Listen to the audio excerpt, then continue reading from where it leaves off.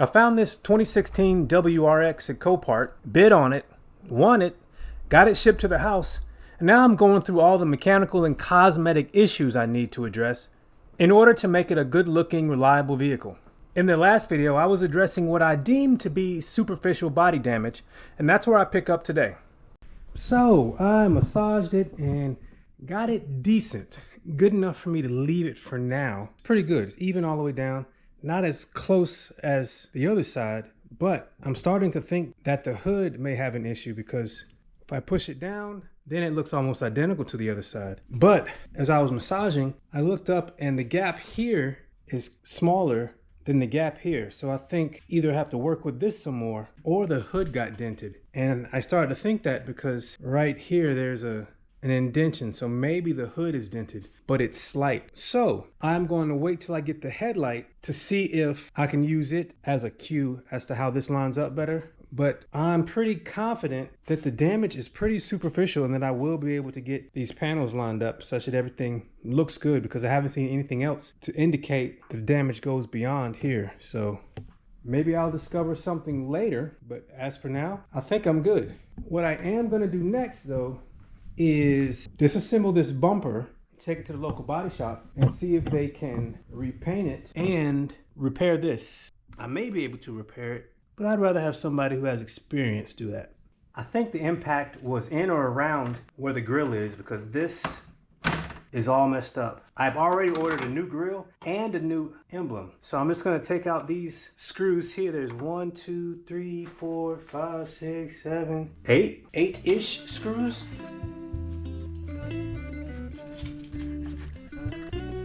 That's the last screw. A lot of this is broken. These clips press down on it and it releases it. So let's see if I can, there we go.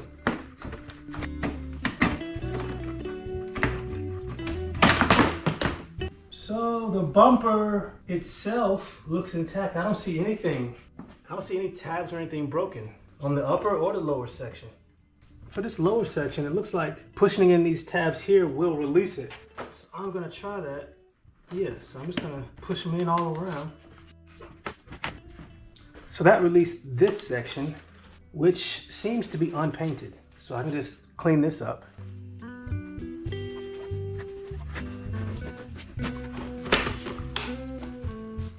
gonna release this plug first.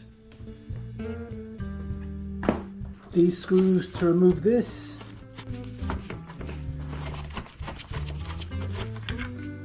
Now to put this back in, I think, yeah, slot, and then that, because this was not in the slot, but everything seems to still be intact. Actually, I need to take this plug off.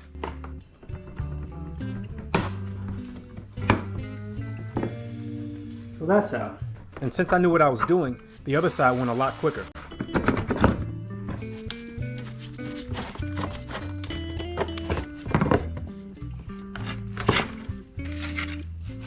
So the bumper is naked and I'm trying to see if there's any damage in it.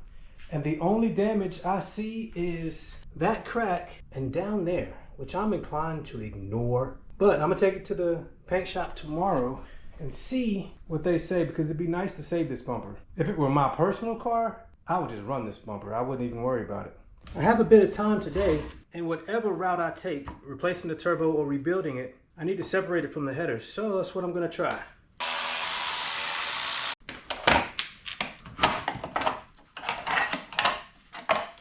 We'll see if these behave. This is a 14 millimeter.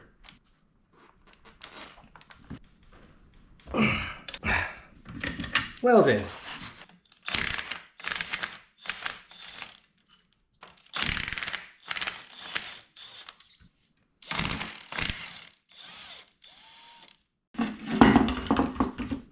So here is the turbo and its various tubes and feeder hoses. I've never torn one apart, but no time like the present.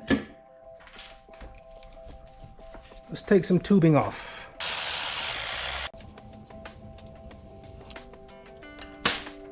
I don't know where that thing went, dadgummit.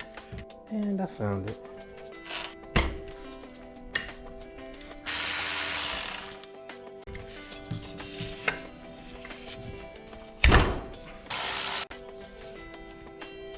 I hope my rebuild kit comes with new gaskets. I don't know if these things have a position, so I'm gonna try and mark them with this paint pen. This is for my models. I say models, my RC cars. I don't build models. I have no idea if any of that matters. Big, but I don't know how this positions itself. Got a T40 right here. So there's a lock nut that seems to fit a 10mm. Let's see. Ah, easy peasy. There it is.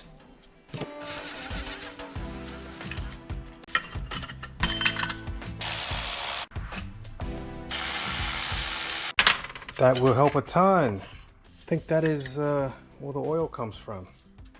And I don't see a seal. I don't see a seal right here. All right, so the other half of this is off.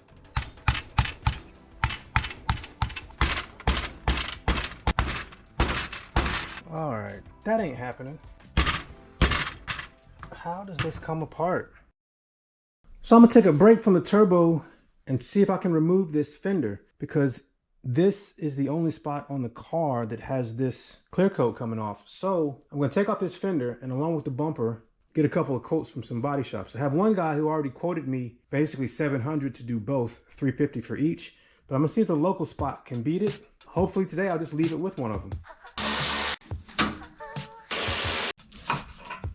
I think these are aftermarket mud flaps and they're missing a few connectors.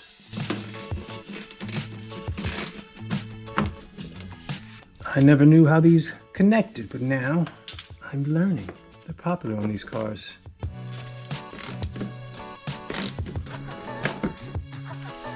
I just want to reveal where this fender is attached. There and there is free. This one is below the lower hinge. There's also one back here. It's flexible enough for me to get to it. It's right there. I imagine there's one in here. Uh-oh, something fell out. I don't know what it was because all these are intact. So there's one right there. And there seems to be another fastener somewhere down here. I may have to take off this to get to it. Let's see. All right, I'm just gonna remove as many as I need to.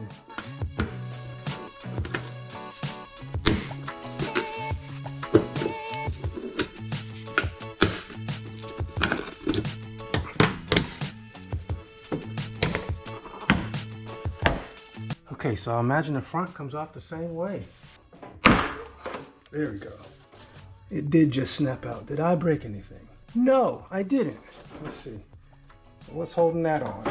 It looks like a screw here and here are the last ones to take off. And I pinned it up top with one of the bolts I took out earlier so it wouldn't flap down on me.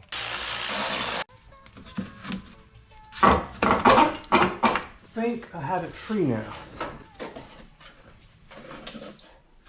Yeah, and there's a lot of debris down in the bottom. Same as my Golf, everything gets trapped down there. All right, let's see what I can take off to make it easier for them at the body shop. I think I can take that off. I thought I could pop off the WRX emblem, but it was actually attached to this plastic that is fastened to the bottom of the fender. The emblem is just held on with adhesive. So I pulled it off, and I can find some 3M adhesive to use when it's time to put it back on. So I'm just gonna take this adhesive off, which will only take a minute or two. Then I'm gonna go across the street to the body shop. Although I needlessly took this off, now I know how everything goes. And I can present it to the body shop like this, and I think that'll be easier for them to work with.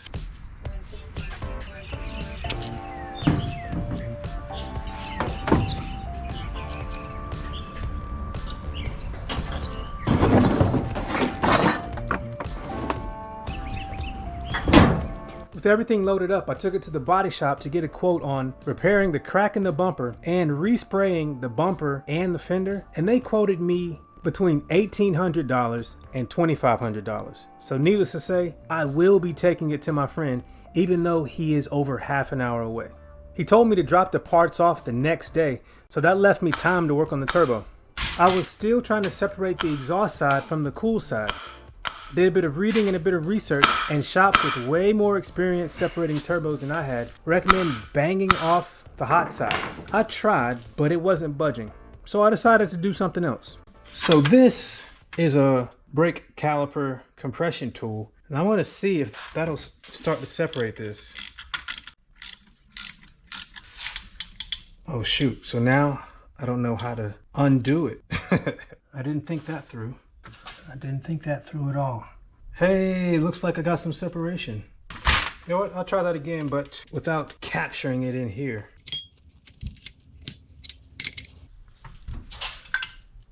Hey, this works.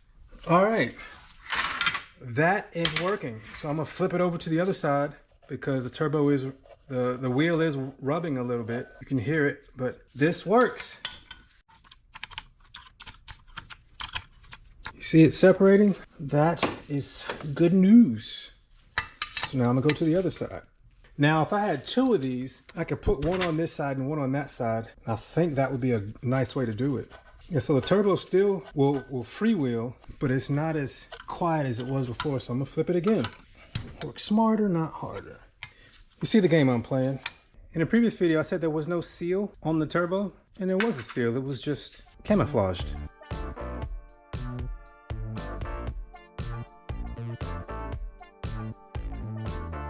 I felt a release. Hey, look at that. I have separated a turbo for the first time in my life. So let's see. I'm gonna clean up a little bit, but let's see if I can get the rebuild kit and find all the parts I'm gonna replace. So I did just that. I continued to disassemble the turbo and compared the parts I was removing with the parts in the rebuild kit, and I located all the parts but one. I then went online to see if I could figure out where this extra seal went. That's when I encountered tons of information on balancing a turbo. I thought I could just pull it apart, then reassemble it, throw it in the car. It would probably work, but without balancing, there's a good chance of premature turbo failure. So I decided to stop there and just order a new turbo. Because at this point, swapping a new one in would be easy, and I could dig into how to properly rebuild a turbo later. But it was fun to take the turbo apart. I'll probably put it back together and save it for future use.